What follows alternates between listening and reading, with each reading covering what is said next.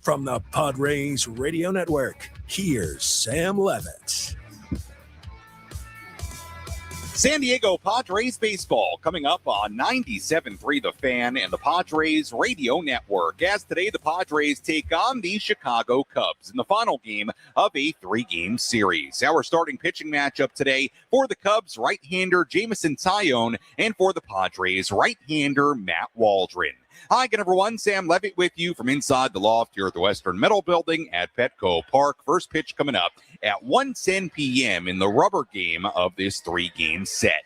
Coming up in the next 50 minutes, we'll go inside both clubhouses today. We'll hear from Padres manager Craig Stammen. I have a conversation with Padres reliever Jason Adam. Plus, I go one-on-one with Cubs outfielder Pete Crow-Armstrong. And in just a little bit, we catch up with Padres radio voice Jesse Agler. But first, it's time to set the table, brought to you by Fraser Farms Market. Set your table with the highest quality of natural and organic products from Fraser Farms Market, a San Diego original since 1971, with 3 locations, La Mesa, Vista, and Oceanside, and at FraserFarmsMarket.com. Padres enter today 19-10. They've won 17 of their past 22 games. Padres entered today a half game behind the Dodgers for first place in the National League West. Padres are 6-0-1 in their last 7 series. They've won 6. They've split the 2-game series in Mexico City over the weekend. They tried to look to avoid losing a series for the first time in a while here today. Meanwhile, the Cubs are 18-12. They snapped a 3-game skid last night. The Cubs trailing the Reds by a game and a half in the National League Central entering the day. We had the middle game of this 3-game series last night. Let's rewind. Did you miss what happened in the last Padres game? Let's take a look back with our Padres Rewind on the Padres Radio Network. Padres trailed 2-0 in the second. Xander Bogaerts led off the bottom half of the inning. Xander Bogaerts swings at the first pitch, hits one a mile in the air down the left field line, towards the corner. This one, gonna go! Top balcony Western Metal, able to keep it fair. Xander's 5th of the year, and the Padres on the board. It's 2-1. In the bottom half of the 4th inning, Xander Bogaerts drew a 1-out walk. He stole second base to get into scoring position for Ty France. 2-2. France hits it hard up the middle into left center to base hit. Bogaerts rounding third. He's on his way. Gonna score easily. Ty France, another big hit. An RBI single, and this thing is 2-2. 2-2 game going to the 6th inning. The Cubs would rally. There were 2 on base for Nico Hoerner against David Morgan. Hoerner swings, lines it over Fernando into right center, a base hit. Both runners will score as Lopez and Crow-Armstrong cross the plate. Hoerner into second base, a 2-run double. And the Cubs are back ahead. It's 4-2. But as they've done so often, the Padres answering in the bottom half of the inning. Cubs starter Edward Cabrera got the first 2 outs of the frame, but then Ty France singled. Gavin Sheets was hit by a pitch. That brought up Luis Campusano. Is ready. Here's the pitch. Luis swings, hammers it on the line, down the left field line. That's a fair ball. France rounding third. He'll score. Sheets is digging for third. He's there. It's an RBI single for Luis Campusano, and it's a 1-run game in the bottom of the 6th. But then the Cubs scored in the 7th inning. Alex Bregman hit a pinch hit RBI single to make it 5-3. Later in the inning, the Cubbies got a big swing. Swung on, hit in the air, deep to center field. Jackson's going back, way back, at the wall, leaps up. It's going to go. 3-run homer, Pete Crow-Armstrong.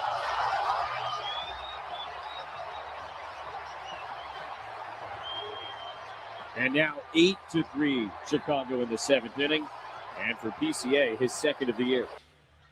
Padres would fall yesterday by that final score of 8-3 as the Cubs take the middle game of this 3-game series, setting up the rubber match of this series on what is a beautiful Wednesday afternoon here in downtown San Diego. As always, if you want to get involved on our pregame coverage, you can do that in a variety of ways. You can find me on X at Sammy Lev, SammyLev. Instagram DMs open as well. Sammy Lev there too. You can also comment on the 97.3 The Fan YouTube channel. Let me know who you are, where you're tuned in from, and if you have a key to today's series finale, let me know what it is, and I may just read it live here on the air. As we get ready for first pitch coming up at 1:10, let's go inside the Jerry Coleman Broadcast Center. let's take a trip up to the Padres broadcast booth for a deep dive on today's matchup with Jesse Agler in our Padres game preview on the Padres Radio Network. Jesse, I want to begin the conversation today by taking a look at Luis Campusano because he comes up with another big hit in last night's game. Since the beginning of April, he's been so good. And also, and I thought last night was a good example of it, he's been really good defensively behind the plate. He's been really good at the ABS challenges. I mean, this has become such a nice story for the Padres, Jesse, the way Luis Campusano has started this season. Yeah, it's a great story, and on a personal level, to be a little selfish for a second, I'm just thrilled. I like the guy a lot. I've really enjoyed my time around him, which feels like forever at this point. I mean, I know he's only 27, but it seems like he's been around for a decade at this point. And for Luis to go and finally kind of get what feels like a legitimate opportunity to play Major League Baseball and to grab it by the horns in the way he has is marvelous. And I give Craig Stammen a lot of credit for kind of giving him the runway, to use Craig's word, to go out there and do what he's done. And then obviously to Luis himself for, taking advantage of it. He had a tremendous year at AAA last year. And look, we all know that the gap between AAA and the big leagues is wider now than it has ever been. So you didn't necessarily think that was going to translate, A to A, right? You win a PCL batting title. Doesn't mean you're going to win a Major League batting title the next year, but the obvious ability is there. The confidence is there. I think a lot of the mechanical stuff at the plate is there for Luis. And to see him having early success this season is just fantastic. And obviously, it's been huge for the Padres in the win-loss department. Yeah. Well, Luis will catch Matt Waldron today, and good segue into today's starting pitching matchup. Waldron on the mound for the Padres, Jameson Taillon on the mound for the Cubs. Jesse, let's focus on the Matt Waldron part of this. I actually thought his last outing in Colorado, obviously gave up some runs in a big inning, but he kept the Padres in the neighborhood of the ball game, allowed them to come back later in the game. Did a good job in that regard. But look, we've had this conversation before about Matt Waldron. Griffin Canning is getting very close to joining the Padres. Obviously, you have Lucas Giolito looming in the coming weeks as well. There's going to be some changes in this rotation, and I guess it makes Matt Waldron pitching well today for him all that more important. Yeah, I don't think there's any doubt. There's pressure on Matt Waldron, and it is in the form of those guys you just mentioned.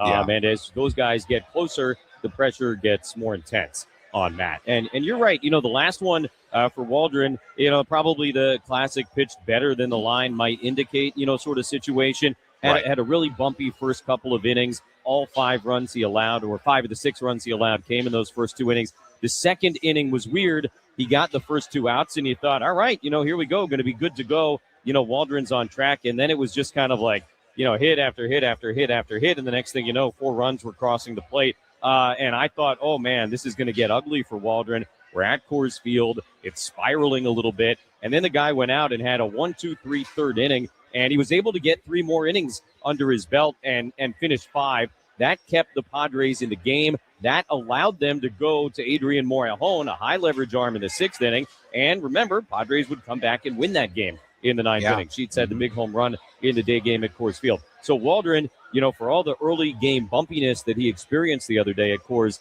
really, allowed the Padres the opportunity to come back and win that game. So at the end of the day, I think it was, I don't want to say a good start for Matt Waldron, but it was a productive start for Matt Waldron. It was a start that allowed the Padres the chance to win the game. And look, at the back end of the rotation, I think that's what you're asking for most days. But as you said, Lucas Giolito is coming. Griffin Canning is coming. And those guys have to take somebody's spot. So for Matt Waldron today, his first home start of the year, definitely it's a big one. Jesse, before I let you go, just to touch on Xander Bogaerts for a moment, had the home run yesterday. He's been so good as of late. I think you could argue for a 20-game stretch, maybe as good as we've seen him as a Padre. He's had some other good stretches as well. But this last 20-game stretch, it's been really, really fun to watch. And he's just playing free and swinging the bat really, really well right now, Jesse. Yeah, I mean, recency bias awareness on my part, but I don't remember a stretch like this. In a Padre uniform for Bogaerts. Not just, the raw numbers and success, but just the authority with which he's hitting the ball. And you're right, there is a looseness and a freeness watching him out there offensively right now. And it's been great, and it's very easy to sit here and say, man, where would the Padres be right now without that production? from Xander Bogaerts. And I can tell you they would not be at 19-10 through 29 games. It's been critical, with some of the slow starts from the other big names that Xander has been able to produce the way he's had. It's been really fun to watch. And I'm with you. It kind of feels like we're seeing, what the Red Sox saw all those years, in Boston from Xander Bogaerts. And you go, okay, yeah, man, this was the guy that, I think everybody was so excited about. And not that he hasn't been productive in a Padre uniform. He certainly has been. But this is, kind of that elite level performer. This is the guy, that you're allowed to talk about as somebody who was on a Cooperstown sort of track, in his career. And it's fun to watch. It really is. And he's been a huge, huge part of the success this team has had early on. Yeah, he's got north of 1,000 OPS in the last 20 games. He is around there, the rest of the way. It doesn't have to be 1,000, but over 900. That's going to be a very, very good year for Xander Bogaerts. So he continues to swing the bat well. Jesse, appreciate the time, and we'll talk to you and Bob Scanlon coming up at the top of the hour. Thanks so much. You got it, Sammy. All right, Jesse Agler joining us on our EcoWater SoCal Padres pregame show here on the Padres Radio Network as we get ready for first pitch coming up at 1:10 here in downtown San Diego. A little day baseball on this Wednesday should be a lot of fun. Beautiful, beautiful day here at Petco Park. Not a cloud in the sky. I was on the field a little bit earlier. It's not too hot out either, so if you're cruising around San Diego today and you don't have much to do, or maybe you want to get out of work a little bit early, I would tell you today is a great day to come down to Petco Park and enjoy the ball game. The weather is great. We've got a good pitching matchup with Matt Waldron and Jamison Tyone. We've got two of the better teams in the National League in the rubber game of a 3-game series here today, so you don't want to miss it. And if you can't make it down, well, we'll have you covered right here on the Padres Radio Network. When we come back, we'll hear from Padres manager Craig Stammen. Plus, a little bit later, I have a couple of really good one-on-one conversations, one with Padres reliever Jason Adam,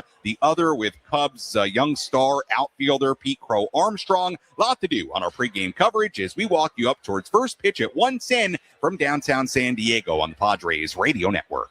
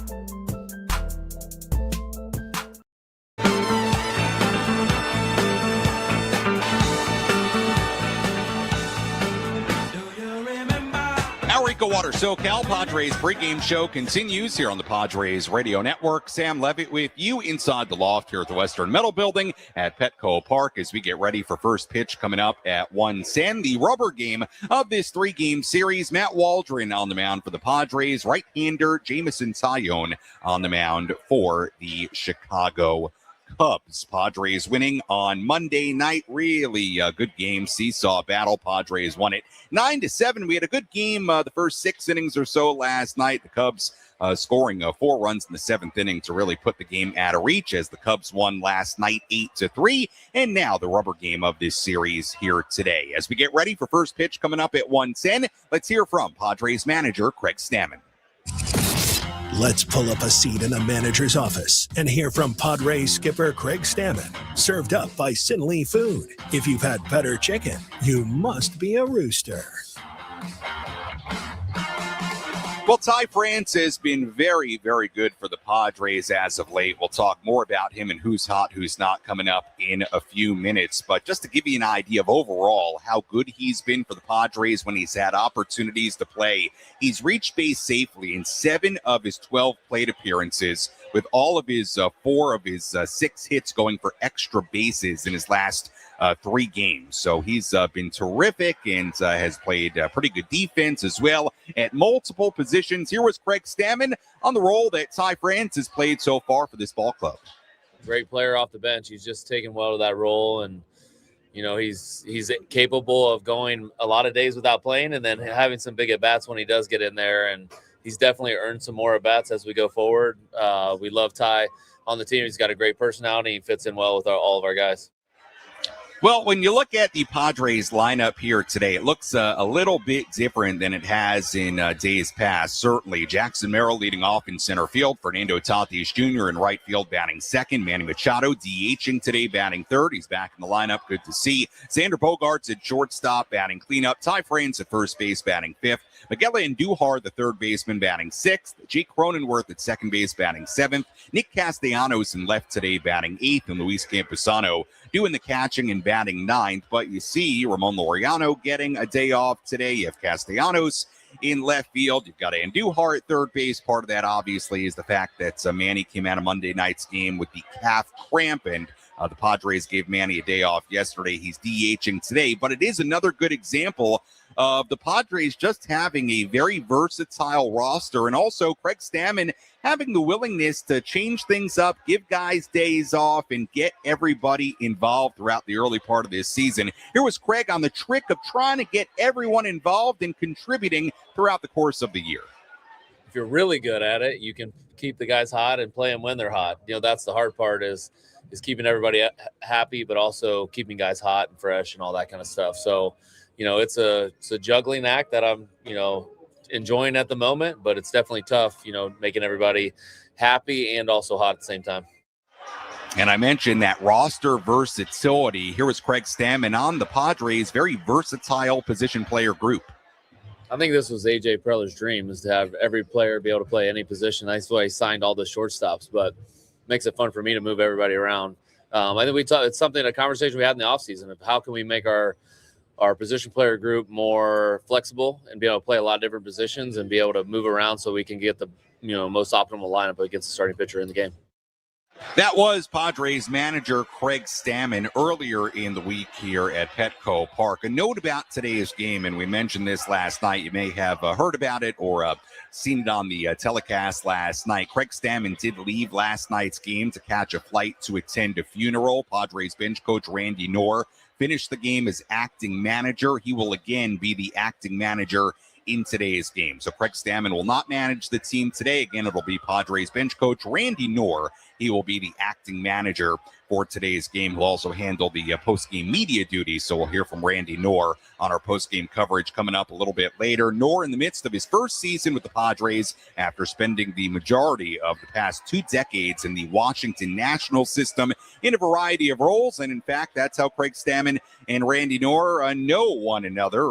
Randy was a member of the Nationals organization when Craig, of course, pitched for the Nationals in the early part of his major league career. So Randy Knorr, again, the acting manager for the Padres here today. First pitch coming up at 1:10. Let's tell you who's hot, who's not. Which player is locked in at the dish? Who needs to step up their game? This is Who's Hot, Who's Not. Presented by ASAP Drain Guys and Plumbing, a division of Anderson Commercial, your full-service plumber serving San Diego County.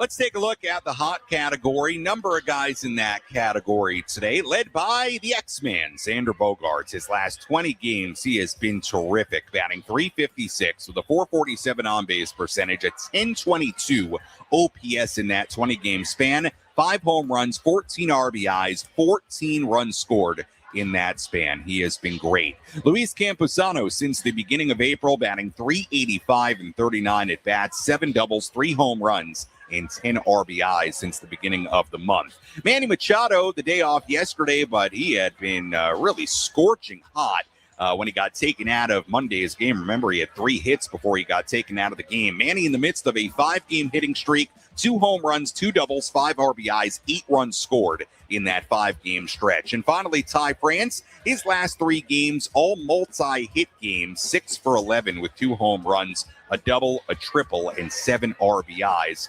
For Ty France in the last 3 games, and France is back in the lineup today, batting 5th and playing first base. In the not category, Jake Cronenworth, 0 for his last 9. Jake's batting average down to 149 on the season, now through more than 100 plate appearances. And Freddie Fermin in a bit of a cold spell as well. Freddie just 3 for his last 20. And that's a look at who's hot, who's not as we get ready for the finale of this 3-game series. Let's take a look at some quick headlines from around the major leagues.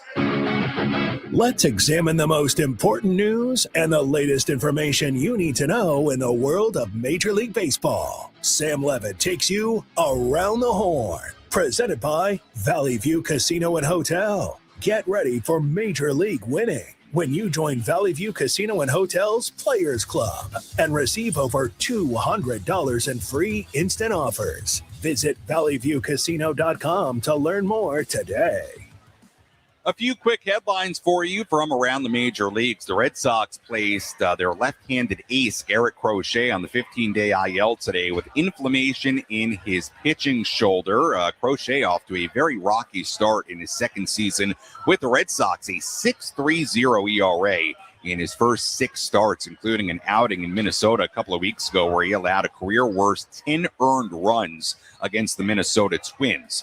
The Blue Jays have activated designated hitter George Springer off the 10-day IL after the 4-time All-Star missed 15 games because of a fractured left big toe. The corresponding move, Eloy Jimenez was designated for assignment.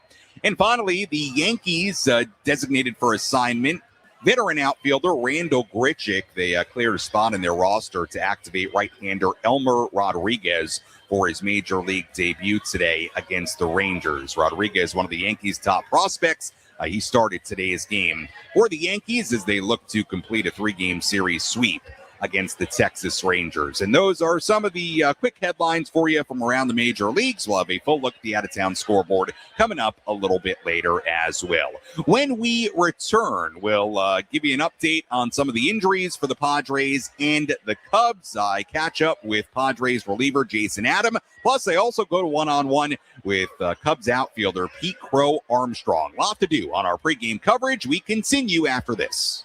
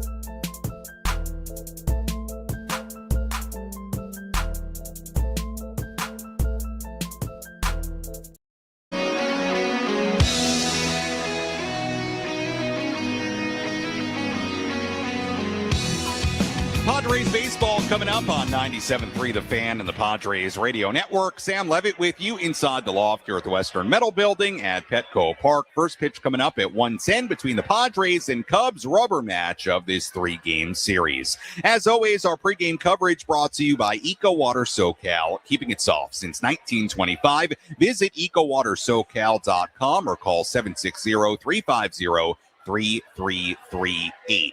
I catch up with the Cubs' Pete Crow-Armstrong in a little bit. I also go one-on-one with Padres reliever Jason Adam in a little while as well. But right now, let's give you today's injury report. Who's in? Who's out? This is the Bada Fulkerson Injury Report, presented by San Diego's Bulldog Injury Attorneys, who hope you're never in an accident. But if you are, make Bada Fulkerson the first call you make. Hit them up 24/7 at BadaFulkerson.com. Well, good news for the Padres today. Manny Machado is back in the lineup. Manny getting a day off yesterday after he came out of Monday's game with calf cramps. Manny got the day off yesterday. He is DHing today, batting third for the Padres. But good to see Manny back in the lineup here today, certainly. As far as some other injury updates for you, the Padres did have a couple of pitchers throw last night when the El Paso Chihuahuas took on the Albuquerque Isotopes. El Paso won that game 16-2. Griffin Canning went 5 innings, allowed 1 unearned run in that game, 3 hits. Canning threw a grand total of 68 pitches, 43 for strikes. Jeremiah Estrada also threw a scoreless inning in that game, walked 1 and struck out 1. So both those guys appearing on rehab assignments for El Paso yesterday. We'll see what the next steps are for both Canning and Estrada. As far as the Cubs, we've told you about this throughout the series. They're dealing with a ton of bullpen injuries right now. They did get Phil Maton back earlier this week, but still, Riley Martin, Daniel Palencia, Ethan Roberts, Caleb Fieldbar, Hunter Harvey, all on the IL for the Cubs, and their bullpen has been quite a bit shaky as of late, although yesterday they were able to pitch well enough to hang on to an 8-3 win. And that's a look at the injury updates for the Padres and Cubs as we get ready for first pitch today, coming up at 1:10. Well, Cubs center fielder Pete Crow-Armstrong had a big swing yesterday, a 3-run home run. Certainly PCA, one of the promising young outfielders in the game. Padres have one of those guys of their own in Jackson Merrill. 2 very, very, very good young center fielders going at it in this series. Pete Crow-Armstrong was an all-star in 2025, hit 31 home runs, 95 RBIs. I caught up with PCA inside the Cubs clubhouse earlier today. We're joined by the Cubs' Pete Crow-Armstrong here on the Padres Radio Network. Obviously, you had a terrific 2025 season with the Cubs. You're a young star for this ball club. What was your goal coming into 2026? And as the year rolls along, how do you look to improve and continue to get better? I mean, I'm not really one to set a ton of physical goals. I think if there was one, it was just seeing that OBP climb up a little bit, getting on base more in whatever kind of fashion I can. But I mean, the goal is really the same. Just yeah, it's the same every year. It's making it back to the playoffs. We understand how fun Chicago is when its sports teams are good and how much they embrace us. So, just kind of remembering every day that it's our goal to bring that kind of joy back to Chicago. And, I just want to be the best version of myself in here with these guys every day who make it very easy for me to do that. What do you feel like being the best version of yourself means to you? Definitely utilizing the energy that I think I bring. But like knowing what the big picture is, like, especially at a time like this when the lineup's banging, like I don't have to play hero every day. It doesn't have to be about the bat, really. It's about manning my position in center field and having that down pat every day, because that's something I can control. Jackson Merrill, also a really good young center fielder. What are your impressions of Jackson Merrill as a guy that's around the same age as him? I'm a huge fan of Jackson. I like him as a human being. I think he's just a good dude. And like, the guy was a shortstop 2 years ago. So having him as my competition, I guess, for the Gold Glove, that's a fun guy to do it against because I just appreciate how he goes about his business. I love his swing. I just think he's overall a very impressive person. So, yeah, I got all the respect in the world for anybody that can switch positions and go look like they've played center field for a long time. Yeah, you're a great defender. He's a great defender. I mean, he's robbing home runs this season. Is it especially impressive considering he is so new to the position? I mean, they basically threw him in center field in spring training before his big league debut, and this is what he's doing. Yeah, well, I mean, you're seeing it with guys like Matt Shaw for us this year. Like, he's bouncing around the entire field. He's played second, third, first, left, right. Like, that is not an easy thing to do. It takes a specific type of person to be willing to kind of just completely 180 that thing and just kind of say screw it. I obviously don't know the ins and outs to making that decision for Jackson or really even for Maddie, but like, it says a lot about a guy when you just kind of say yes and act on what you're called upon to do by whoever's making that request of you. And with Maddie, I just love the willingness to learn and be really receptive to coaching from everybody. And, like he's working and rewarding himself for that work by what he's been doing at the plate as well. Pete, really appreciate the time. Great insight. Great meeting you. And we'll talk to you again down the road. Thanks so much. Thank you, Sam. Appreciate it. That was Cubs center fielder Pete Crow-Armstrong earlier today inside at the Cubs clubhouse. PCA is actually back in the lineup today for the Cubs, batting eighth and playing center field. First pitch coming up at 1:10 between the Padres and Cubbies on a beautiful Wednesday afternoon here in downtown San Diego. Let's take a full look at the out-of-town scoreboard. Let's take a trip around the bigs to highlight the scores that matter most with our out-of-town scoreboard. Presented by Jensen Premium Beef Patties. Always a hit for grilling. We'll look at the out-of-town scoreboard on this Wednesday. We have a handful of games going on right now. Guardians lead the Rays 3-0 in Cleveland in the fifth inning. Angels lead the White Sox 2-1 in Chicago. They're in the ninth inning on the south side of Chicago right now. Mariners and the Twins are tied at 2 in Minnesota in the seventh inning. Yankees and the Rangers in the fourth inning in Arlington. They're scoreless there. Red Sox 1, Blue Jays 0 in Toronto in the third. Marlins and the Dodgers in L.A. They're tied at 1 in the second. Other games yet to begin aside from this one. Giants and the Phillies at 3:10 p.m. in Philadelphia. Christopher Sanchez against Logan Webb, the pitching matchup there. Rockies and the Reds in Cincinnati at 3:40. Tomoyuki Sugano on the mound for the Reds. Brandon Williamson on the mound for Cincinnati today. Cardinals and the Pirates in Pittsburgh at 3:40. Andre Palante against Bubba Chandler, the pitching matchup there. Nationals and the Mets in New York at 4:10. Cade Cavalli on the mound for Washington. David Peterson on the mound for New York. Tigers and the Braves in Atlanta at 4:15. Tarek Skubal, the very talented left-hander, makes the start for Detroit. And right-hander J.R. Ritchie on the mound for the Braves in that one. Diamondbacks and the Brewers in Milwaukee at 4:40. Brandon Sproat on the mound for Milwaukee and Eduardo Rodriguez on the mound for the D-backs. Royals and the A's in Sacramento at 6:40. Michael Wacha on the mound for Kansas City. Luis Severino on the mound for the A's. And finally, Astros and the Orioles in Baltimore. That game was postponed due to weather already today. They will make that up as part of a doubleheader at Oriole Park at Camden Yards in Baltimore tomorrow. And that is a full look at the out-of-town scoreboard on this Wednesday. When we come back, I go one-on-one with Padres reliever Jason Adam. We discuss a lot, including the rehab process, coming back from that really terrible injury last year when he ruptured his quad here at Petco Park in September. All that went into him getting back for the early part of the season. Jason has been through a lot in his career injury-wise, and this was another challenge, and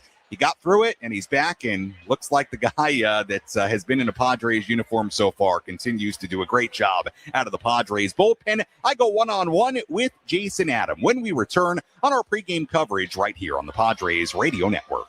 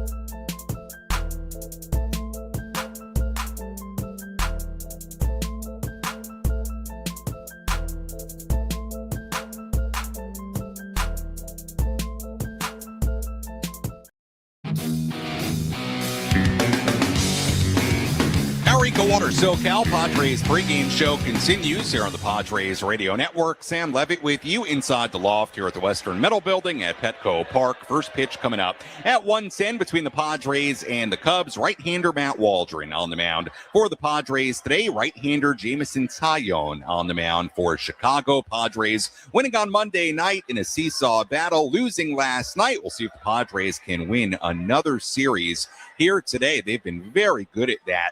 Really going back towards the start of the season, aside from the first couple series of the year, the Padres in their last 7 series, they have won 6, they have lost none, they have tied in one of those series. That was, of course, against the Diamondbacks this past weekend in that mini 2-game set in Mexico City. So the Padres have been very good at winning series so far this year. They try to do it once again here today.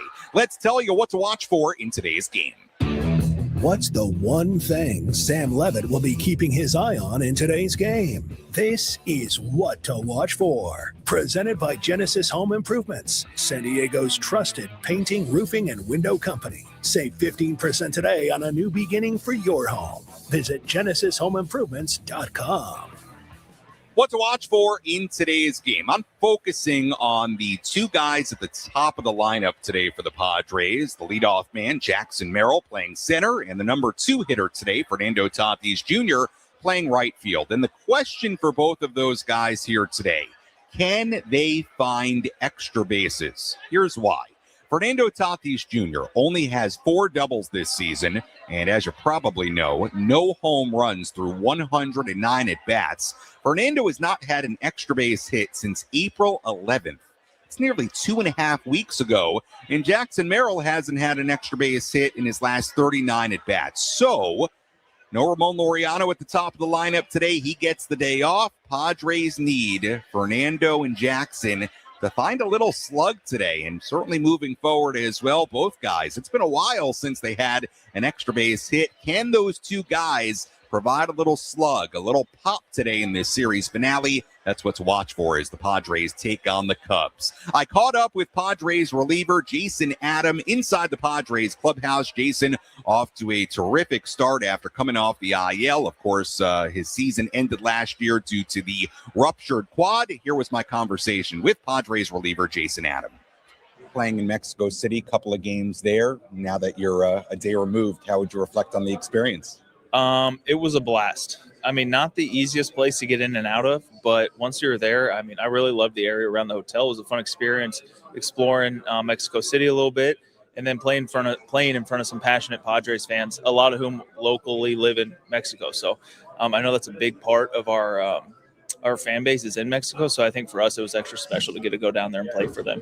I heard somebody earlier today say that one of the great things about being in baseball is the experiences you get, like going to a foreign country and playing there. It sounds like that's part of it, going down to Mexico City. Yeah, it's a life experience. It's probably, I mean, I don't know that I would have gone to Mexico City otherwise, but I'm glad I did. You know, it was a really cool experience, and I think, it's something you don't want to take for granted in this life is we get to see a lot of cool cities, a lot of cool countries, places that a lot of people would never get to go to. So it's a super big blessing. After beginning of the year on the IL, you're now back. You're making appearances, getting into the rhythm of the season. When you zoom out and look at these first few weeks back in the major leagues, how do you assess it? First off, I assess it as just thankful to be back. Love playing, love pitching. So it's just a blast to be back. I think starting to find my stride a little bit mechanically and just pitching wise. So there's still tons of improvements to be made, but just trying to go out there and get the job done every night I can. When you say trying to find your stride mechanically, what exactly does that mean at this point? Something new every day. That's kind of the nature of mechanics. But I think just cleaning. It's something I'm realizing. I'm 34 now. I thought I'd kind of have my mechanics figured out, and I do for the most part. But there's always little nuance to where I'm not moving well that way, or I'm leaking a little early, or whatever it is. But we got a great coaching staff here that kind of helps rein us in, and I'm always tinkering, and they kind of keep me from tinkering too much. We're joined by Padres reliever Jason Adam here on the Padres Radio Network as we get ready for today's game. I always think about that night, September of last year, when you had the quad injury, the quad rupture, and I'll never forget you in the clubhouse after the game, smile on your face. You would never know that just happened a couple of hours prior. When you think back to that night and now the process of getting back in the field, now that it's sort of wrapped up and completed, how do you reflect on the rehab process and everything it took to get back from that moment? Yeah, it is. It can be a bit of a grind at times. I think like anything, there's good and bad and everything, good and hard and easy and hard and everything. But I mean, honestly, Hack, Jay, all the guys, all the staff here did a fantastic job preparing me. And it has enabled me to play with a little more gratitude and thankfulness for the blessing of getting to play Major League Baseball for a job. I think the tendency is to take that for granted, but the truth is it's a blessing. There's plenty of people that worked hard, harder than I ever could work, and never got this chance. So I don't want to take it for granted. I want to enjoy it, maximize it, be the best I can be, and go out there and play a kid's game. We've talked about your history before, all the injuries you've had and all the different rehab processes you've had to go through, whether it be your arm or a freak accident during BP with your leg. You've gone through so much. What was unique about coming back from this injury in particular? That's a good question. Honestly, this one, thankfully, was this was the first one that went quicker than, or not at least as quick as I was hoping for. So the other ones had a lot of setbacks, which were really good for me spiritually and as a man. Not as good for me career-wise, but they ended up working out great. But this one, I was hoping to be back close to opening day, and I felt like I was back close to opening day. So it was unique in that way, I guess, in a good way. Yeah. Jason, as always, appreciate the time. Great to see you back. Great to see you having success. Congratulations on coming back from the injury. I remember that night in September and what it looked like, and you after the game being in here with a smile on, and you just, at least from my perspective, you had that feeling of that guy's going to be okay. He'll be back, and certainly you've been great so far. Thanks so much. Appreciate it. Thank you. Appreciate you. That was Padres reliever Jason Adam inside the Padres clubhouse. Jason did not pitch last night. We'll see if the Padres are working from ahead here today, and we'll see if Jason gets in, hopefully in a Padres win here today in the finale of this 3-game series. As always, we appreciate you listening to the EcoWater SoCal Padres pregame show here on 97.3 The Fan and the Padres Radio Network. The Padres come in 19-10. The Cubs come in 18-12. Padres have won 17 of their past 22 games. The Cubs snapping a 3-game losing skid last night. Been a good series so far. Good couple of ball games on Monday and Tuesday. What's in store in the rubber match of this 3-game series here today? Well, we're going to find out in just a little bit. When we come back, Jesse Agler, Bob Scanlon have the full starting lineups, first pitch, and all the play-by-play. I'll talk to you on our post-game coverage. You're listening to your home for San Diego Padres baseball, 97.3 The Fan, and the Padres Radio Network. Enjoy the game, everybody.